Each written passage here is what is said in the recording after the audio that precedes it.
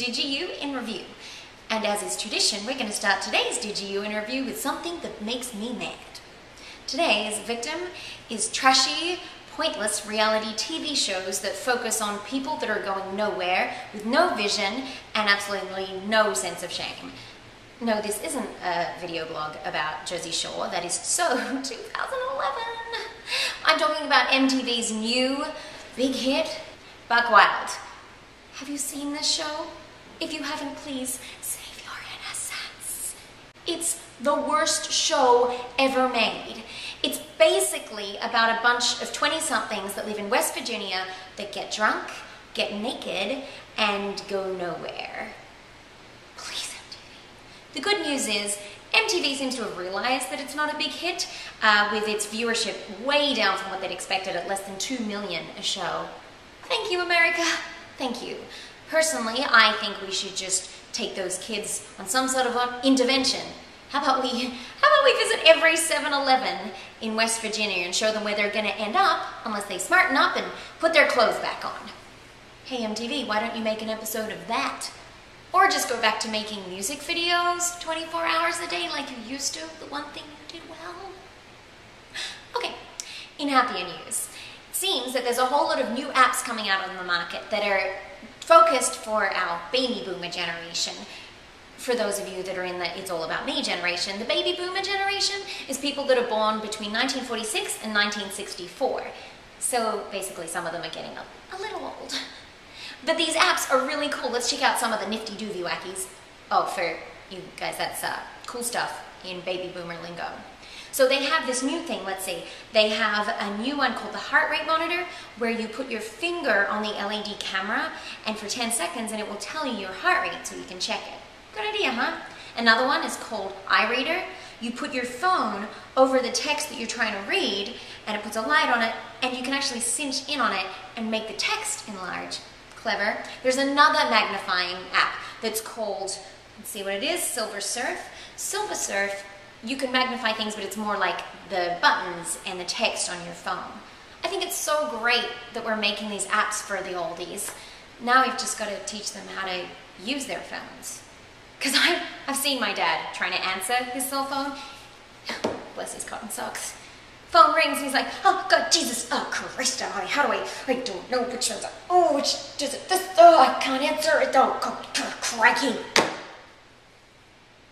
I can't wait to explain how to cinch on a phone to my dad, or maybe say, just put your finger on the LED camera. What do I, this thing, do I do it here, or what the, I don't, oh, I give up. Kids these days. To all my baby boomer friends and possibly exes, I'm sorry. It was just really funny, I thought. I didn't mean it. Okay, in TV news, do you remember a show that used to be on? It was hosted by this really cute young guy called Ryan Seacrest, and these singing hopefuls competed against each other in front of 3 judges. You know that one? Did you know it's still on TV? Yeah. What was it called?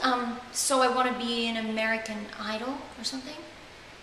It's airing its 11th season this year, except it looks really different now. There's 4 judges. One's that curvy girl that sings so high only dogs can hear her. Then there's an Aussie guy. Then there's Randy Jackson. And then there's something that's either an alien or a cartoon character. I'm not so sure. But the really sad thing is, only 17.93 million tuned in to watch the premiere episode of the 11th season this week. And the sadder thing is that's the lowest number for the premiere they've had in the entire run of the show. But the saddest thing of all is that 17.93 million people still tuned in to watch it this week. Oh, America! Anyway, more TV news. It seems that after years and years of ruling late-night TV, Jay Leno and David Letterman were usurped this week by a young whippersnapper called Jimmy Kimmel.